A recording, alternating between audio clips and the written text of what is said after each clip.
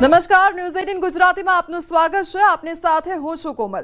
આજના 5 વાગ્યાની 5 મોટી ખબરો જે તમારા માટે ખૂબ જ મહત્વની છે। સૌથી પહેલા વાત કરીએ વરસાદની, તો ગુજરાતીઓ કાગડોળે જેની રાહ જોઈ રહ્યા હતા એ ચોમાસું હવે રસ્તામાં છે। થોડા દિવસોમાં ચોમાસું ગુજરાતમાં એન્ટ્રી કરશે, તો મુંબઈમાં વિધિવત રીતે ચોમાસાનું આગમન થઈ ચૂક્યું છે। તો ગુજરાતના દરિયાકાંઠે જોરદાર કરંટ જોવા મળી રહ્યો છે। દક્ષિણ ગુજરાત હોય કે સૌરાષ્ટ્ર, દરિયામાં ઊંચા મોજા ઉછળી રહ્યા છે। તો પ્રધાનમંત્રી મોદીએ ગુજરાતની ધરતી પરથી ચેતવણી આપી છે કે હવે ભારત ગોળીનો જવાબ ગોળીથી જ આપશે। સાથે તેમણે લોકોને અપીલ કરી છે કે વિદેશી વસ્તુઓ ન ખરીદી ઓપરેશન સિંદૂરને સફળ બનાવો। તો આ તરફ 2 બેઠકો માટે પેટા ચૂંટણીની જાહેરાત થઈ છે, ત્યારે કડી વિધાનસભાના પ્રભારી તરીકે જવાબદારી સ્વીકારવાનો જિગ્નેશ મેવાણીએ ઇનકાર કર્યો છે। તેથી આ જવાબદારી સુદીન શેખને સોંપવામાં આવી છે। તો ગુજરાતમાં કોરોનાના કેસમાં વધારો થતા ચિંતામાં વધારો થયો છે હવે, જો કે તેની સામે તંત્રએ તૈયારીઓ પણ શરૂ કરી દીધી છે। સમાચારમાં આગળ વધીએ તો સુરતમાં ડિંડોલીમાં 5મા માળે ફસાઈ લિફ્ટ અને સ્વસ્તિક રેસિડેન્સીની લિફ્ટ ખોટકાઈ હતી। તો લિફ્ટમાં 7 જેટલી યુવતીઓ ફસાઈ ગઈ હોવાની માહિતી સામે આવી છે। ટેકનિકલ ખામીના કારણે લિફ્ટ ફસાઈ ગઈ અને ફાયર વિભાગે ફસાયેલ મહિલાઓનું રેસ્ક્યુ કર્યું હતું। તો લિફ્ટનો દરવાજો તોડી તમામને બહાર કાઢવામાં આવ્યા હતા।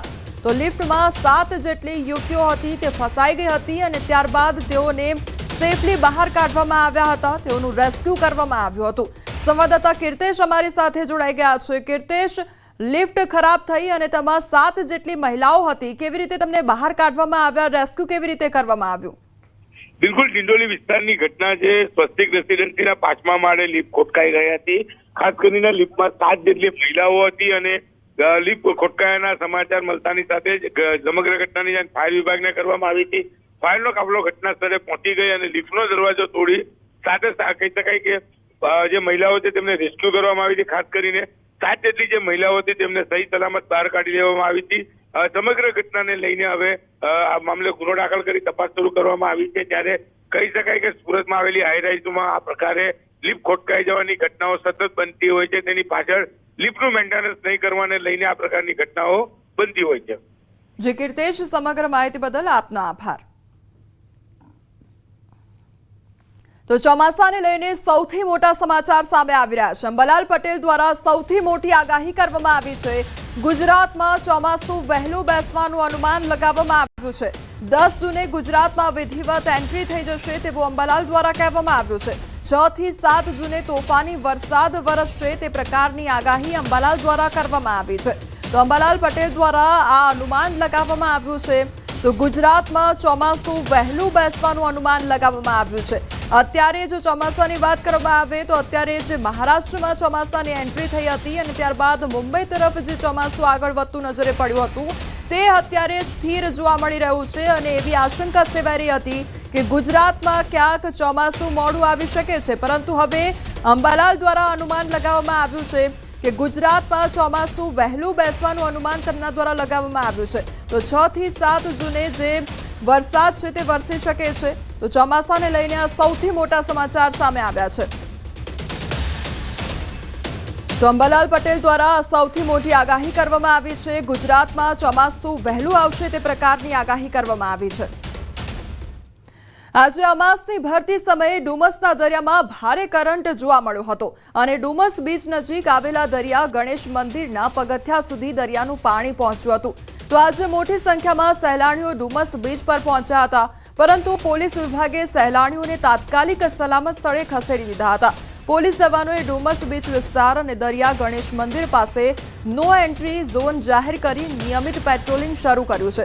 કોઈ દુર્ઘટના ન બને તે માટે અમે રાઉન્ડ ધ ક્લોક પેટ્રોલિંગ રાખ્યું છે તે પ્રકારની વાત પણ કરવામાં આવી છે।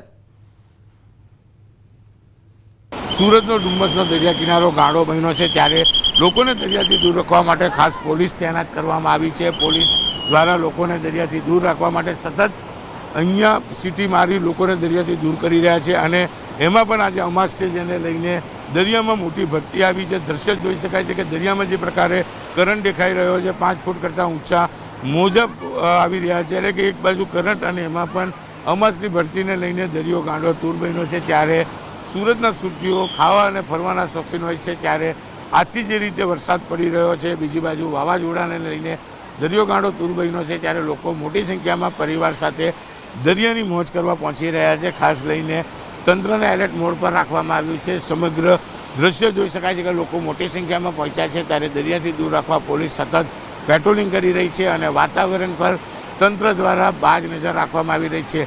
કહી શકાય કે કલેક્ટર દ્વારા ડિઝાસ્ટર કંટ્રોલ રૂમ શરૂ કરવામાં આવ્યો છે અને દર કલાકે વાતાવરણ પર ધ્યાન રાખી દરિયો અને વાતાવરણ સાથે વરસાદના આંકડા એકત્ર કરી ગાંધીનગર સેન્ટર ખાતે મોકલવામાં આવી રહ્યા છે. ખાસ જે રીતે હવામાન વિભાગે આગાહી કરી છે, જેને લઈને વાવાઝોડા બાદ ભારે વરસાદની આગાહીને લઈને એક બાજુ લોકોને ગરમીથી રાહત મળી છે, ત્યારે વરસાદ અને દરિયો ગાળો તૂર બનતા લોકો દરિયા કિનારે મોટી સંખ્યામાં પહોંચી રહ્યા છે. કેમેરામેન જીગર ગુગલ સાથે કીર્તેશ પટેલ, ન્યૂઝ 18 ગુજરાતી, સુરત. ગુજરાતમાં ભારે પવન સાથે તોફાની વરસાદની આગાહી કરવામાં આવી રહી છે. રાજ્યના કાંઠા વિસ્તારમાં પણ ભારે પવન ફૂંકાયો છે. દ્વારકાના દરિયામાં જોવા મળ્યો છે ભારે કરંટ, તો ભડકેશ્વર મહાદેવ મંદિર, સંગમ ઘાટ, લાઇટ હાઉસ, ગોમતી ઘાટ પર 15 થી 20 ફૂટ ઊંચા મોજા ઉછળ્યા છે. દરિયા કિનારે મોજા ઉછળતાની સાથે સહેલાણીઓનો જમાવડો દરિયા કિનારે જોવા મળ્યો હતો. તો અરબી સમુદ્ર પાસે આવેલા સંગમ ઘાટ તેમજ લાઇટ હાઉસ, ગોમતી ઘાટ પર દરિયા કિનારે ત્રીજા દિવસે પણ ઊંચા મોજા ઉછળી રહ્યા છે.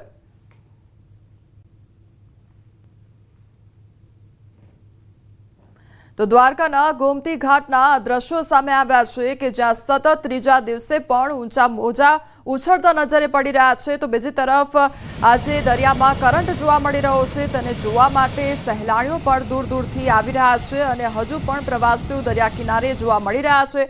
તો લોકોને સાવચેત રહેવા માટે એલર્ટ પણ કરવામાં આવ્યા છે, પરંતુ એક તરફ વરસાદને લઈને આગાહી કરવામાં આવી છે. વાવાઝોડા સાથે વરસાદ પણ વરસી શકે છે તે પ્રકારનું અનુમાન છે અને બીજી તરફ દ્વારકાના દરિયામાં કરંટ જોવા મળી રહ્યો છે.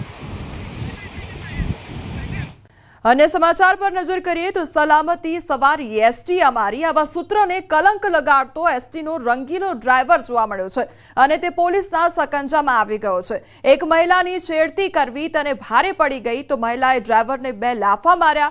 ઘટના કંઈક એવી છે કે મહુવાથી જામનગર રૂટની એસટી બસમાં ડ્રાઈવરની પાછળની સીટ પર એક મહિલા તેની દીકરી સાથે બેઠી હતી, ત્યારે ડ્રાઈવર દ્વારા ચાલુ બસમાં કાચમાં જોઈ મહિલા સામે નખરા શરૂ કર્યા.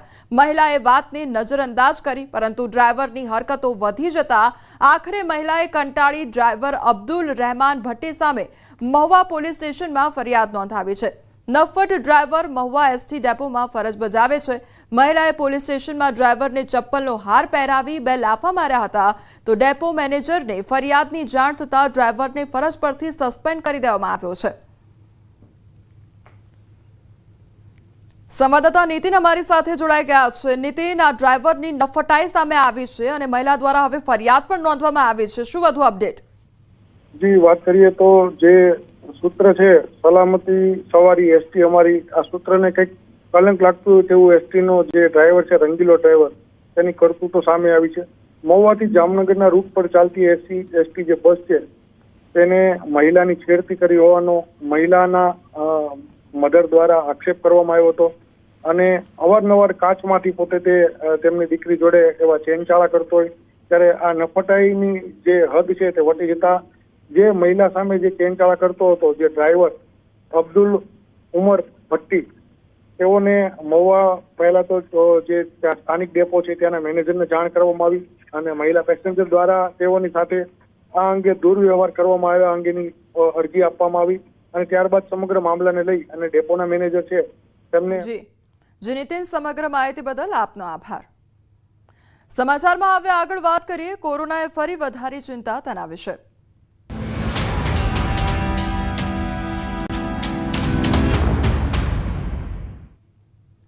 અમદાવાદમાં કોરોનાનો ફૂંફાળો જોવા મળી રહ્યો છે અને છેલ્લા 24 કલાકમાં કોરોનાના 17 કેસ નોંધાયા છે, ત્યારે અત્યાર સુધીમાં 76 એક્ટિવ કેસ નોંધાયા છે. 2 દર્દીઓ સારવાર હેઠળ છે. તો ચાલુ માસમાં 89 કોરોનાના કેસ નોંધાયા છે અને 13 દર્દીઓ ડિસ્ચાર્જ કરવામાં આવ્યા છે. અત્યાર સુધીમાં ટોટલ 76 એક્ટિવ કેસીસ કોર્પોરેશનમાં રિપોર્ટ થયેલા છે. ચાલુ માસ દરમિયાન ટોટલ 89 કેસીસ રિપોર્ટ થયેલા હતા અને આ પૈકી 13 વ્યક્તિને ડિસ્ચાર્જ આપવામાં આવેલું છે અને 76 કેસીસ હાલમાં એક્ટિવ કેસીસ તરીકે છે. આ કેસીસ પૈકી 2 પેશન્ટને હોસ્પિટલાઇઝ એડમિશન કરવામાં આવ્યા છે. રાજકોટ શહેરમાં કોરોનાના નવા 4 કેસ નોંધાયા છે. 4 દર્દીઓને હોમ આઇસોલેશન હેઠળ રાખવામાં આવ્યા છે. શિવ પાર્ક ગોવિંદનગરમાં કોરોનાના કેસ નોંધાયા. શિવાજી પાર્ક અને સિલ્વર સાઇન વિસ્તારમાં કેસ નોંધાયા છે. કોરોનાના કેસને લઈને સિવિલ હોસ્પિટલમાં ખાસ વોર્ડ પણ તૈયાર કરવામાં આવ્યા છે.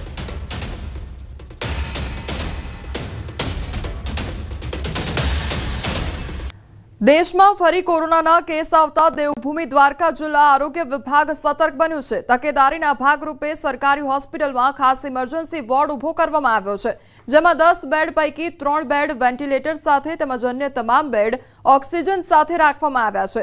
જરૂરી દવા, ઓક્સિજન વગેરે તમામ બાબતની અગમચેતી તંત્ર દ્વારા રાખવામાં આવેલ છે. કોઈપણ જાતની પરિસ્થિતિને પહોંચી વળવા આરોગ્ય વિભાગ સક્ષમ છે તેવું અધિકારીઓએ જણાવ્યું છે. હાલમાં કોરોનાની પરિસ્થિતિના કારણે અત્રેની જનરલ હોસ્પિટલ જામખંભાળિયા ખાતે અમારા દ્વારા એક ઇમરજન્સી વોર્ડ તૈયાર કરવામાં આવેલ છે. રાજ્યમાં ફરી કોરોનાએ દહેશત દેતા તંત્ર સફાળું જાગ્યું છે. રાજકોટના ધોરાજીમાં આવેલી સરકારી હોસ્પિટલ કોરોનાને લઈ તૈયારી શરૂ કરી દેવામાં આવી છે. હોસ્પિટલમાં સારવાર માટે આવતા તમામ દર્દીને સારવાર મળી રહે તે માટે હોસ્પિટલ તરફથી તમામ તૈયારી કરવામાં આવી છે. કોવિડ માટેનો ખાસ વિભાગ પણ તૈયાર કરાયો છે, જેમાં 10 બેડની સાથે ઓક્સિજન, વેન્ટિલેટર, દવાઓ સહિતની તમામ સુવિધાઓ ઉપલબ્ધ કરવામાં આવી છે. સિવિલ હોસ્પિટલના અધિક્ષકે જણાવ્યું છે કે હોસ્પિટલ સ્ટાફ તેમજ તંત્ર દર્દીઓને સારવાર આપવા માટે સજ્જ છે. લોકોને બહારનો ખોરાક ન ખાવા પણ અપીલ કરવામાં આવી છે. કે અમારી પાસે અત્યારે 5 વેન્ટિલેટર, 1 પીડિયાટ્રિક વેન્ટિલેટર, 10 જેટલા ઓક્સિજન કોન્સન્ટ્રેટર, 30 જેટલા જમ્બો સિલિન્ડર, 50 જેટલા બી ટાઈપના સિલિન્ડર, મારો ઓક્સિજન પ્લાન્ટ કાર્યરત છે અને સરકારશ્રીએ અમને 5 મેટ્રિક ટનની લિક્વિડ ઓક્સિજન ટેન્ક પણ આપેલ છે.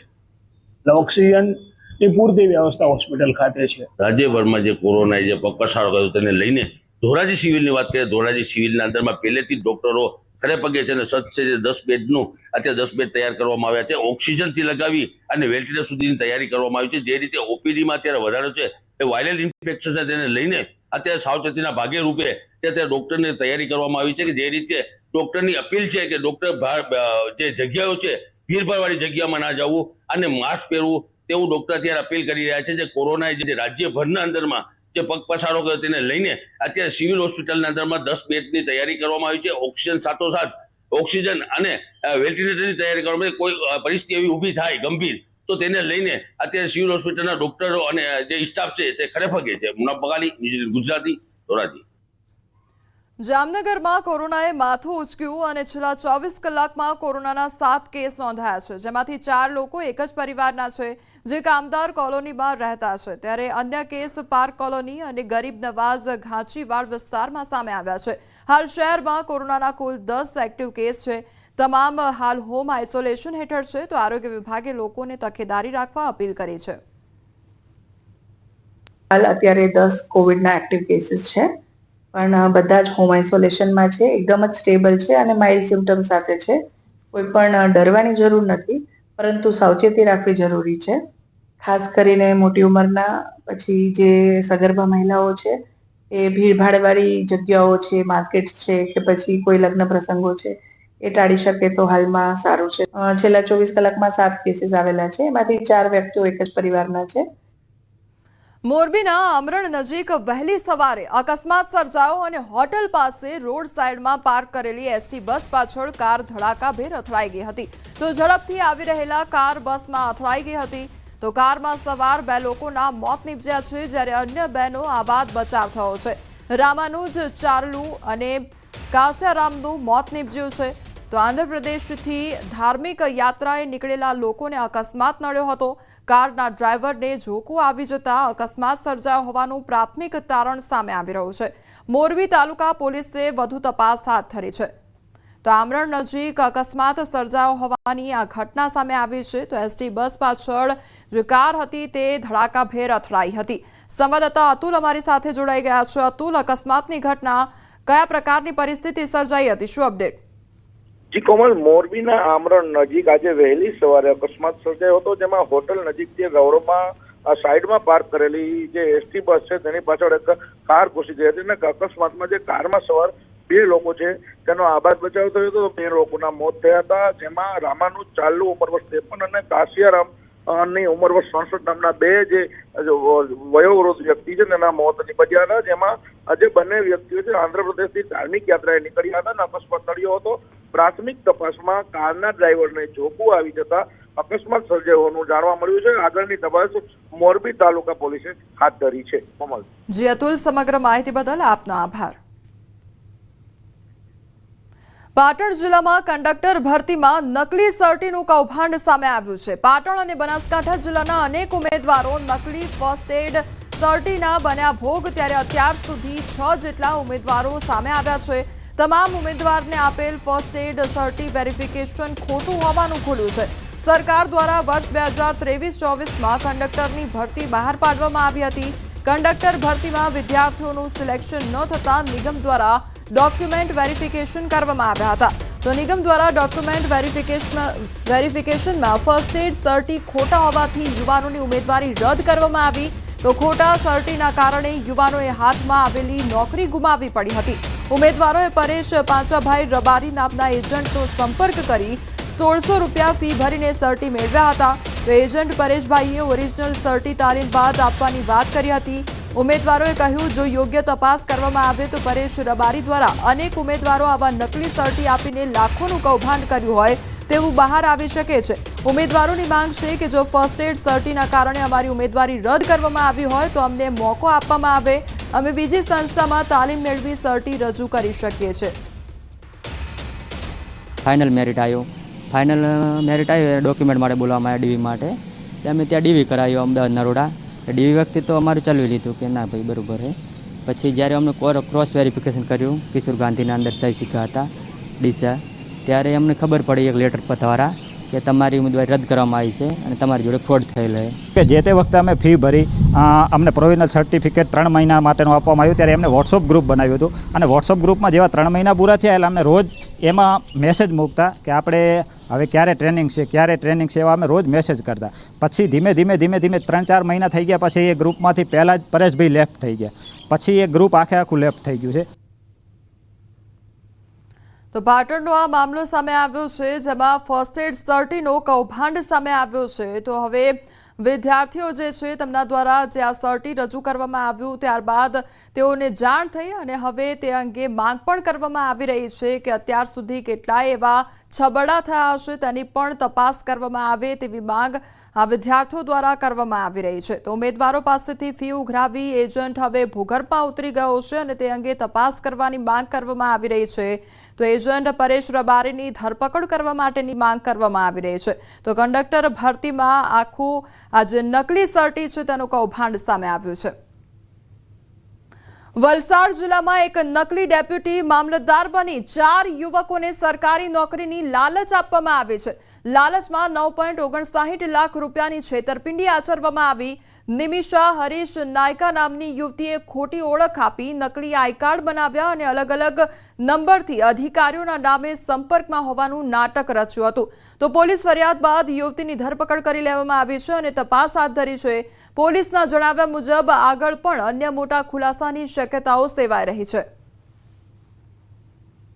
અધિકારી તરીકે ઓળખ આપીને અલગ અલગ 4 જેટલા લોકોને સરકારી નોકરી અપાવવાના બહાને એમને લાલચ આપીને છેતરપિંડીનો એક બનાવ ધ્યાને આવેલો છે।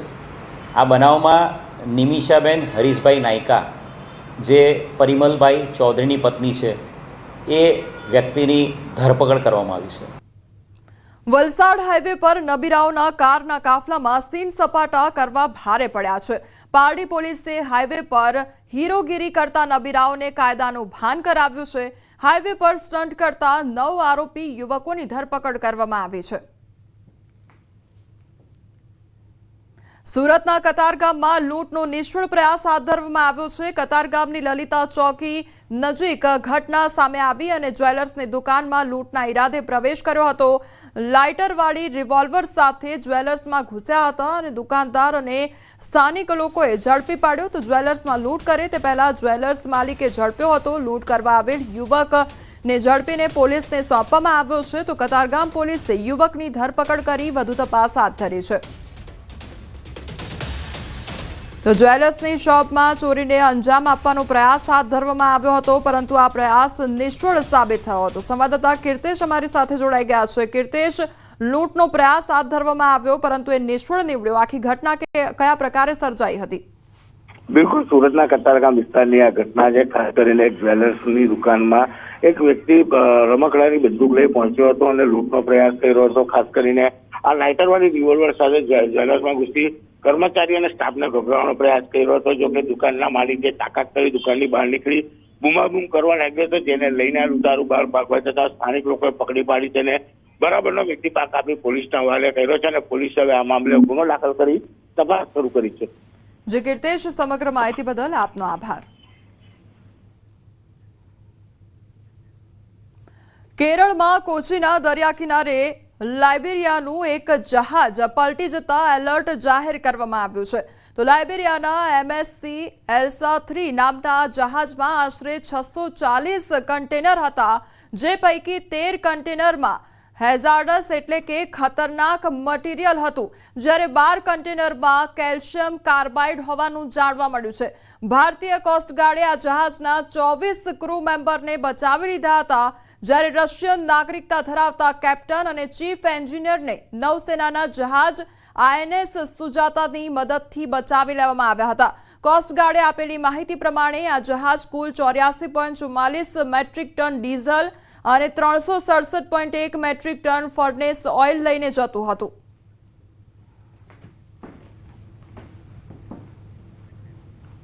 હાલ સમાચારોમાં બસ આટલું જ. વધુ સમાચાર માટે આપ જોતા રહો News 18 ગુજરાતી. નમસ્કાર.